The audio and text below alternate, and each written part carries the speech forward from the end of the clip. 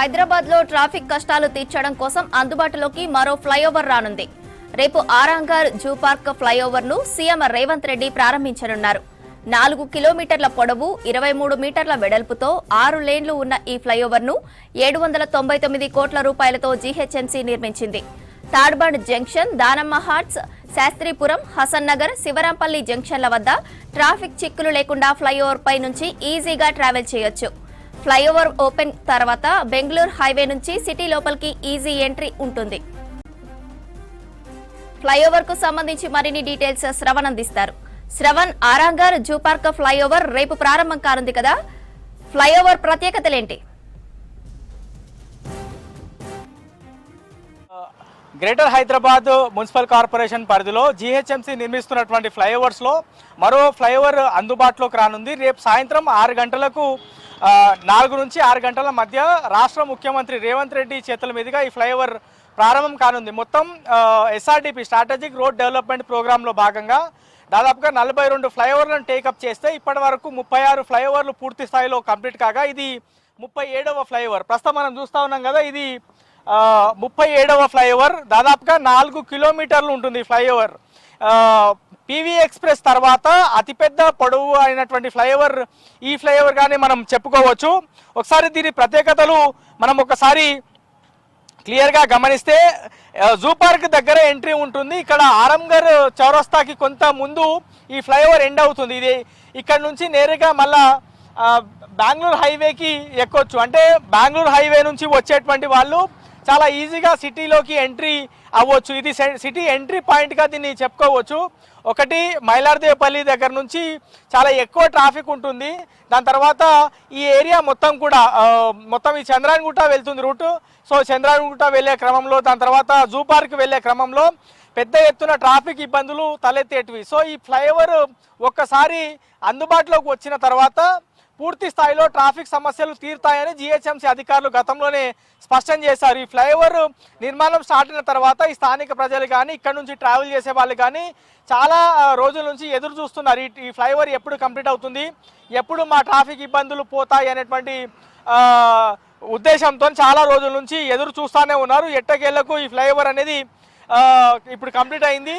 రేపు రాష్ట్ర ముఖ్యమంత్రి రేవంత్ రెడ్డి చేతుల మీదుగా ఈ ఫ్లైఓవర్ అందుబాటులోకి, అంటే ఆయన ప్రారంభించిన తర్వాత హైదరాబాద్ నగరవాసులకి, దాంతోపాటు జీహెచ్ఎంసీ పరిధిలో నివసించే వాళ్ళు కావచ్చు, ఇక్కడ నుంచి ట్రావెల్ చేసే వాళ్ళకి ఫ్లైఓవర్ అందుబాటులోకి వచ్చేటువంటి అవకాశం ఉంది. మొత్తము ఈ ఫ్లైఓవర్ డిస్టెన్స్ దాదాపుగా 4 కిలోమీటర్లు అయితే ఈ విడ్త్ మొత్తం కూడా మనం చూడొచ్చు. ఒకవైపు 3 లేన్స్ ఉన్నాయి, అవతల వైపు 3 లేన్స్, అంటే మొత్తం 6 లేన్స్ ఫ్లైఓవర్గా కూడా దీన్ని చెప్పొచ్చు. సో గతంలో బాలానగర్ దగ్గర ఫ్లైఓవర్ వచ్చింది. దాని తర్వాత హైదరాబాద్లోని అనేక ప్రాంతాల్లో స్టీల్ బ్రిడ్జ్ దగ్గర ఫ్లైఓవర్ వచ్చింది.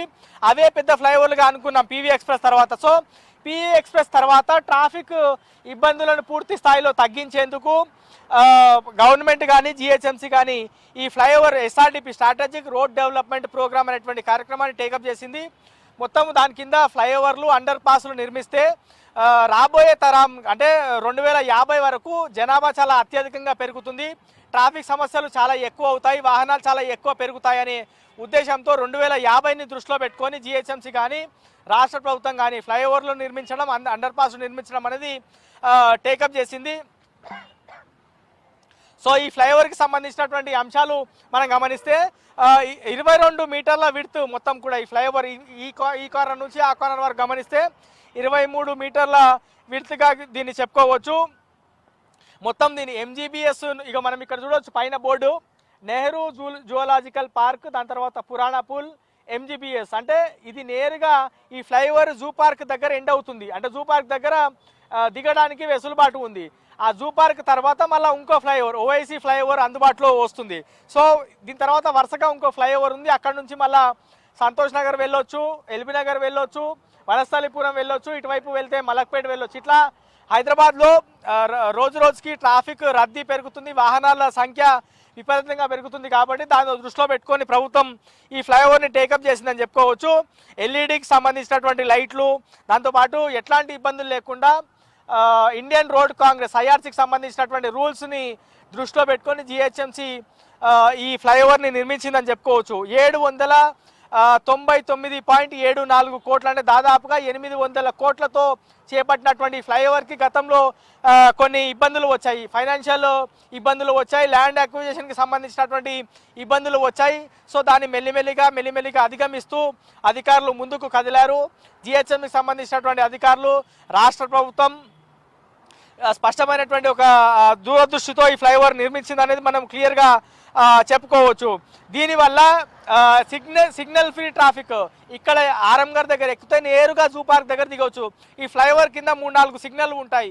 ఆ సిగ్నల్స్తో పని లేదు. ఇప్పుడు నేరుగా బహదూర్పుర వెళ్ళాలన్నా, అంటే బహదూర్పుర వెళ్ళాలంటే కింద నుంచి వెళ్ళొచ్చు, అవసరమైతే పైన నుంచి కూడా వెళ్ళొచ్చు నేరుగా జూ పార్క్ పరిసర ప్రాంతాల్లోకి వెళ్ళాలంటే. దాని తర్వాత పురాణపూల్ వెళ్తుంది, దాని తర్వాత ఎంజీబీఎస్. ఇప్పుడు ఎంజీబీఎస్ నుంచి నేరుగా ఈ ఫ్లైఓవర్ ఎక్కి ఇటువైపు వస్తే మనం ఇది ఎక్కి నేరుగా బెంగళూరు హైవే ఎక్కొచ్చు. బెంగళూరు హైవే ఎక్కిన తర్వాత ఒక 10 నుంచి 20 నిమిషాల్లో మళ్ళీ శంషాబాద్ ఎయిర్పోర్ట్కి కూడా వెళ్ళడానికి అవకాశం ఉంటుంది.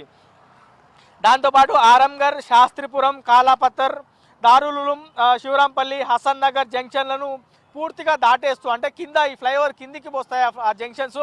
సో ఆ జంక్షన్స్తో పని లేకుండా నేరుగా ఈ ఫ్లైఓవర్ ఎక్కి నేరుగా ఈజీగా ట్రావెల్ చేయవచ్చు. ఒకవేళ ఫ్లైఓవర్ లేకపోయి ఉంటే మాత్రం సిగ్నల్ దగ్గర ఆగుడు, గంటల తరబడి ట్రాఫిక్, ఏదైనా పండుగలు ఉన్నా, రంజాన్ ఉన్నా లేకపోతే ఇతర పండుగలు ఏమైనా ఉన్నా చాలా ఎక్కువ రద్దీ ఉండేటువంటి అవకాశం ఉంది. సో ఓవరాల్గా జిహెచ్ఎంసీ చేపట్టినటువంటి స్ట్రాటజిక్ రోడ్ డెవలప్మెంట్ ప్రోగ్రాంలో భాగంగా మొత్తం 42 ఫ్లైఓవర్లను టేకప్ చేస్తే అందులో 36 పనులు ఇప్పటికే అందుబాటులోకి వచ్చాయి. ఇది 37వ వర్క్గా చెప్పుకోవచ్చు. ఈ ఫ్లైఓవర్ అనేది రేపు రాష్ట్ర ముఖ్యమంత్రి రేవంత్ రెడ్డి రేపు సాయంత్రం 4 లేదా 5 గంటల ప్రాంతంలో ఈ ఫ్లైఓవర్ని ప్రారంభించిన తర్వాత హైదరాబాద్లో ముఖ్యంగా ఓల్డ్ సిటీలో ఎప్పుడు విపరీతమైనటువంటి ట్రాఫిక్ ఉంటుందని అందరూ భావిస్తుంటారు, చాలా ఇబ్బంది పడుతూ ఉంటారు. సో ఈ ఫ్లైఓవర్తో కొంత ఉపశమనం ఈ ఓల్డ్ సిటీలో నివసించే వాళ్ళకి కావచ్చు, లేదంటే హైదరాబాద్లో నివసించే వాళ్ళకి కావచ్చు, లేదంటే బెంగళూరు, హైదరాబాద్ రెగ్యులర్గా ట్రావెల్ చేసే వాళ్ళకి చాలా ఉపశమనం ఈ ఫ్లైఓవర్ ద్వారా లభించేటువంటి